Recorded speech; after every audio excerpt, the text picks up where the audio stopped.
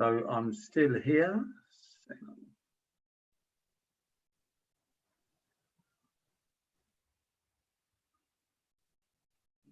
Okay.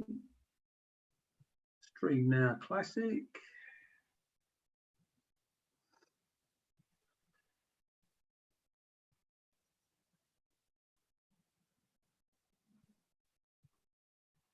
Okay, I believe we're now live on YouTube. So hello everyone. Welcome to this interview. My name's Graham Hoover from Try Coaching Partnership, and I'm interviewing one of my trainers, Lefteri. He's gonna kill me. He's absolutely gonna kill me. It usually kills me anyway. And I'm just going to start the interview before he kills me with Terry. Tell me about yourself. Hi everyone. I'm an ADI. I've been an ADI since 1998, and I was also running a tennis coaching company at the same time while I was training. And for the first 10 years of my career, I had driving instruction on one side and tennis coaching the other side. Left the tennis coaching world in 2009 to be a full-time ADI, and since 2012 I've been lucky enough to be one of Try Coaching's trainers. Brilliant. Okay, thank you, Terry. So if we were to fast forward, from now, today, where would you like your career to be 5 years from now? I would like, in an ideal world, I would like to be purely focused on helping people become driving instructors, training current driving instructors, either with standards check or just day-to-day running of business, and also give business advice and help. Okay, brilliant. So can you tell me what attracted you to Try Coaching Partnership? Yeah, this Try Coaching were the first ones that I noticed who were talking about this new great new fad called coaching. And through my tennis coaching career, I'd already encountered it, and I wanted to see if I could bring it into my driving lessons. And Try Coaching seemed to be the only ones out there at the time who had anything like this available. And the BTech 4 just sounded like a great idea. The course sounded well structured, and it was really what I wanted to find to help me with the bringing the coaching into my driving lessons. So based on that, I would say that you were someone who was fully invested in continued professional development. Absolutely, you've got to be, I think. Okay, so is there anything you're looking forward to doing the next year to help yourself develop? You know what, it's kind of a continuous thing, so there's nothing in particular, but I'm always researching coaching, I'm researching psychology, and just maybe looking to move into look a bit more into NLP. Okay. So I don't know a lot about that at the moment. Okay, so anyone who didn't know what NLP is neuro-linguistic programming, which is sort of, I suppose I'd describe it as a spin-off from coaching, should we say, but it's a lot of the techniques are very, very similar, but they use hypnotic language patterns and anchoring, and a lot of the stuff which is in coaching actually they use. And yeah, I think it's an interesting alternative, very much. Yeah. So you as a trainer, how would you describe your training style? My training style is with a whip. It's you do what I say. No, I'm joking. It's relaxed. I think it's about creating a learning environment. You've got to have an atmosphere and a relationship with the person you're working with so that learning can take place easily. So it's very relaxed. It's very friendly, but in a professional way. So the person sitting next to me or next to me knows that they can, what's the word I want? They can relate, they can express themselves and they can come up with ideas without any worry about what I'm going to think of the idea. Okay, I mean, to the audience, I've watched Terry deliver the BTech level 4 professional warding coaching for driver development, and what I will say is he will put a smile on your face. The learning will definitely be fun, yeah, and educational to boot, but always with a smile and fun. And I think learning has to be fun, and I think, you know, Absolutely. if you choose Terry as your trainer, you're definitely going to get some fun out of it. So what's the best thing about training instructors or PDIs? The best thing for me about PDIs is having somebody come to you who has this dream, who has this need for a change in their life.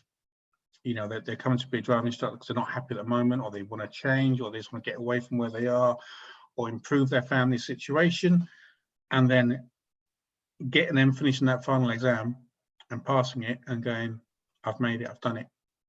And you're the person next to them who's helped them, who's seen them develop and become this fantastic, ready to go instructor. And just having that is just being part of that whole process is amazing. Okay, so I suppose the question I'd like to ask actually is, what made you want to become a trainer?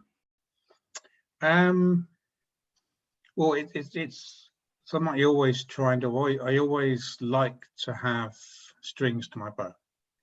Because I was a tennis coach, I was a football coach, I was a squash coach, hockey coach.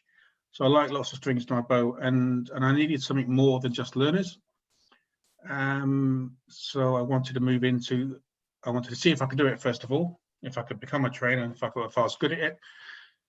I just wanted something else to do apart from just learners, and break up the training a little bit, because learners 7 hours a day, 5 days a week can be a bit demanding, and so I like the change. And I know that, I mean, I know I don't know an awful lot about your business, but I know in your learner driver market, you're one of the best. As I was going to say, one of the highest prices in your area. I don't know what you charge for learner driver lessons now, Terry, but I know that through your CPD, you've managed to increase those prices all the time, and I don't know what you charge now. So it's going up to 36 very soon. 36 pound an hour. So that's pretty damn reasonable. Yeah. Can I ask what inspires you? What inspires me? You know what? There's not one thing. It could be a learner. It could be a learner who gets a maneuver. It could be a PDI who gets building rapport. It could be listening to another tri-coaching trainer on their thoughts, you know, and I think, yeah, you know what, yeah, that's great. Or you, or Sue McCormack, you know, any one of my peers, everyone inspires me. It doesn't come from one or two areas. My kids inspire me. Yeah, kids are great for inspiration. Absolutely. So you've mentioned quite a lot of the times, I mean, you know, the word coach, but where did your coaching journey begin? My coaching journey began in around 2005. I read a book. I was a tennis coach and went on holiday, and I took this book. Someone recommended it, and it was called The Inner Game of Tennis. Oh, fantastic book. You know that one? Timothy Galway, fantastic. Timothy Galway, yeah. Yeah. And I read it in about 2 days. I mean, it's not a big book, and it's about thick. But I remember it was a week holiday, and I'd read it, and I put it down after I finished, and this makes so much sense. Sorry, put on silent. This makes so much sense. So I did something I've not done before, apart from The Hobbit, and I read it again. Okay. I read it again since. But I thought, yeah, this makes a lot of sense. So I started to bring it into my coaching tennis lessons, and I noticed there was started to be a big difference. It started gradually, and then slowly got more and more pronounced, both in my enjoyment of the lesson, and also in the player, the other side of the net. And they started improving at a quicker rate. Quicker than what they did before. Yeah, before. And teams were performing better in club matches and stuff. And I thought, you know what? There's something to this. This makes a lot of sense. You know I'm going to try this in driving lessons. And it didn't work because I didn't know what I was doing. Okay. Now that's interesting. Yeah, I was just playing around. That's interesting. So you were doing your coaching on your tennis, and then you try to transfer it to driving lessons, and all of a sudden it didn't work. Didn't work. But I always thought that there's something missing in driving lessons. You know, I'm finding myself telling people stuff that I didn't agree with, but I had no other way of doing, because that's the way I was trained to do it. I thought, I don't feel comfortable doing this, but I'm going to have to do it, because if they want to pass their test, they have to do it this way. And then in 2011, the BTech 4 came along, and I just missed out on the first one, and I got on the second one, and then that was it. The BTech 4 just was the missing link. It was the bit that I needed to know to move away from the stuff that I wasn't comfortable with to a new way of learning and helping people get to where they wanted to be. This is after the tennis coaching had finished by now. I'd given up on tennis because both businesses were not being run properly at the time, so one had to go, and tennis went in 2009. Sometimes you have to focus, don't you, on one thing. Yeah. And that was it. From the BTech 4, boom, everything changed. I have a career now, not a job, all because of the BTech 4. The people I've met, all inspiring, all our trainers, and it's just the best thing I've done ever professionally. Oh wow. Okay, so along with that, because this is sort of, I think, where the next question is going.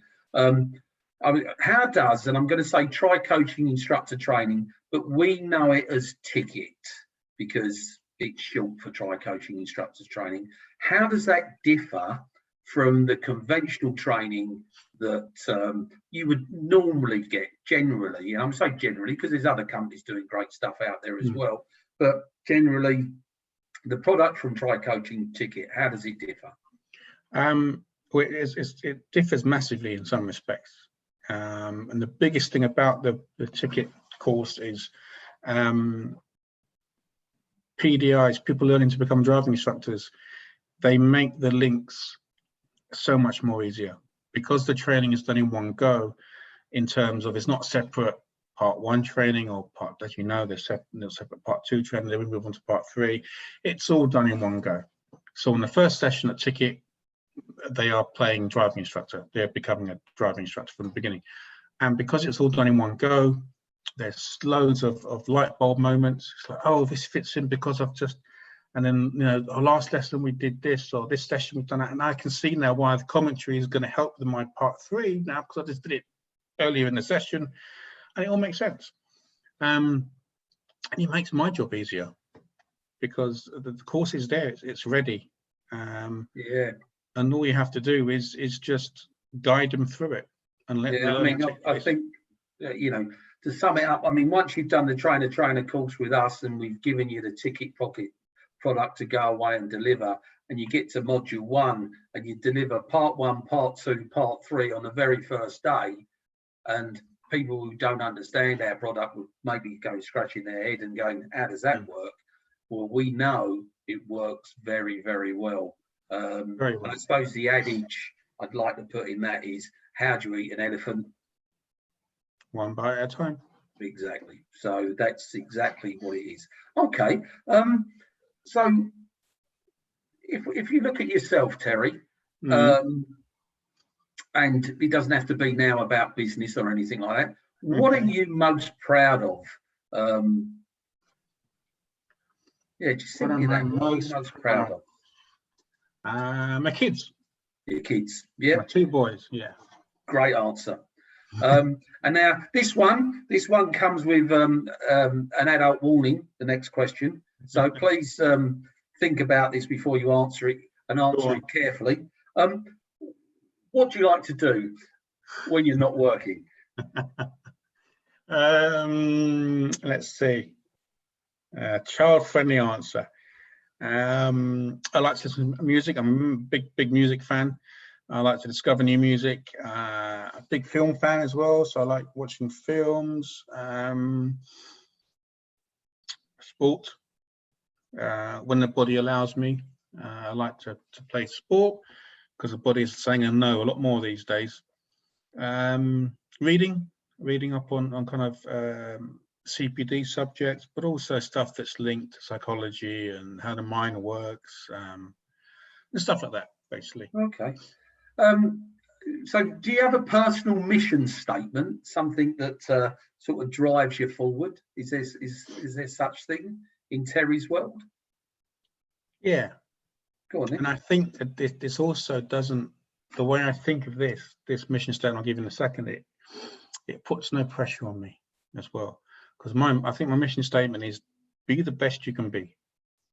So not be the best, because there's pressure, but just be the best I can, whatever I'm doing, be the best I can be. Okay. All right. So now I'm a friend of yours, but so you got to be careful. No, after you got my name wrong, you're not. Yeah. I mean, well, I think that's one of my joys of being your friend. I don't think I've ever got your name right. I just like the way you go, I kill you. What 3 character traits would your friends use to describe you? Loyal. I'd like to think. I'd like to think funny. Wow, 3rd one. Yeah, 3rd one. I'm struggling with the 3rd one. Loyal, funny, probably embarrassing as well. Okay. Yeah. Yeah. Okay. Yeah, embarrassment. You know, you can go along with that. You know, hey, if you've got kids, you like to embarrass them, don't you? It's dad's job. Exactly. Yeah. And if you've got friends, it's your job to embarrass your friends at appropriate times. Absolutely. Yeah. Of course. Yeah. I suppose I was going to ask you, but I think you've answered that question. Oh yeah, here's one for you then. Go on. How do you think I rate as an interviewer? Well, Mr. Parkinson, being fair, you give me work, so 10 out of 10, Graham. Oh right, okay. Mate. I know what Jonathan Ross got nothing on you, or Graham Norton, or Michael Aspel. Michael Aspel. Yeah. Wow. Okay, right. We'll move on before it gets even worse. What kind of car do you drive? In my head or in real life? You can have either. Have 2. Okay. In my head, I would drive a Jag. Don't ask which one. I don't mind yet. Okay. In real life, it's Persia. Then cool. Hyundai i20. Okay. All right. Right. Here's one for this moment in time. Yeah. And there's no right or wrong answer, obviously. But if you could be anywhere in the world right now, because that's difficult, where would you be? Anywhere. I have to pick one? Yeah, just one place. Oh.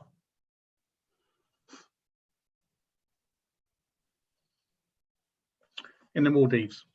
In the Maldives. I was only going to the pub. Okay, just a few stuff, just to get a bit more feel about you. What's the last book you read?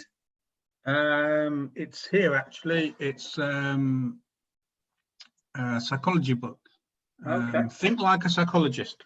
Wow, I haven't read that. Okay. That's recommended? Yeah, it's just little snippets of how the brain works and how to deal with stuff. But yeah, it's very good. Okay. So what's the best movie, because you mentioned this earlier, what's the best movie or box set you've seen in the last year? I recently, because people have talked about it so much, I recently caught up with Fleabag. Okay. And that was quite good at, yeah. Yeah, I haven't seen that, so I might write that down actually. Very good. Yeah, I'll put that on my to-do list, Fleabag. Thank you for that. Obviously, I've already got something out of this interview. Here you go. See? So, what are you going to do if you win the lottery? Oh.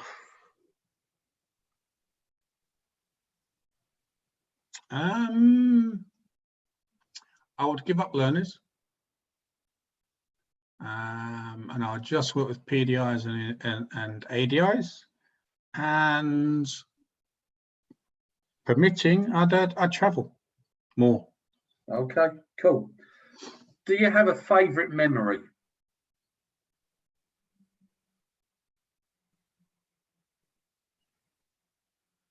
What, apart from getting you drunk at the Borough Market? Yeah, unusual. Like a good day out.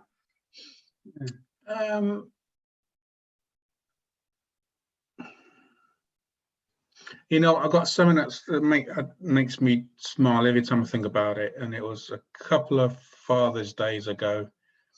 One of my boys woke me up with a menu for what I wanted for breakfast, and the menu was hilarious.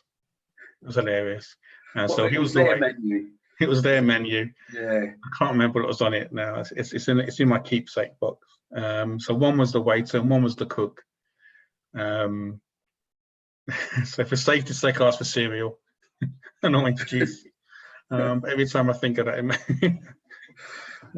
nice one. It's always nice to have those memories that make you smile, isn't it? Yeah. Okay, I've only got a couple more questions to ask, really. This one is a bit off the wall, but if you were an animal, which one would you want to be? Well, some people might say badger at the minute, or Kung Fu Panda. Some people might say that.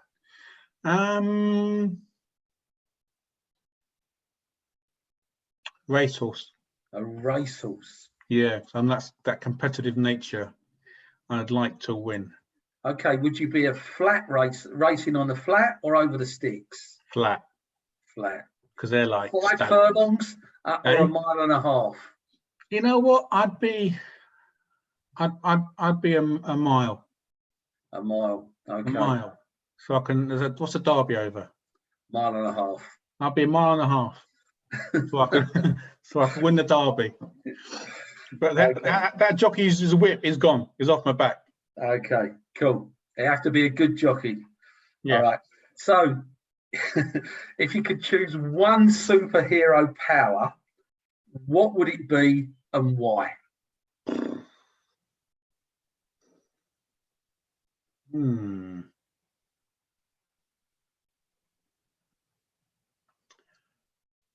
It would be invisibility, and then after I've left the room or left a group or something, I'd go back and find out exactly what they thought about me when I wasn't there. Okay. Yeah. Okay. Or mind reading type thing. I don't think I'd want to do mind reading. I think I want to know. But yeah, I can understand that. All I can say is, Terry, whenever you leave the room, we all say good things about you. Yeah, or whatever. Yeah. I'd like to know who I can trust and who's like straight with me. Okay. All right. Yeah, good point. Anything before we finish, because I think we're about done, giving a little bit insight into Terry Lefteri. Kill you. One day. So it's goodbye from me, and if you want to say goodbye from yourself, please do so. Bye everyone. Hope you've had some enjoyment out of this or learned something. So thanks for watching. Okay, thank you, Terry. All right, take care, my friend. See you soon. Cheers. Bye-bye.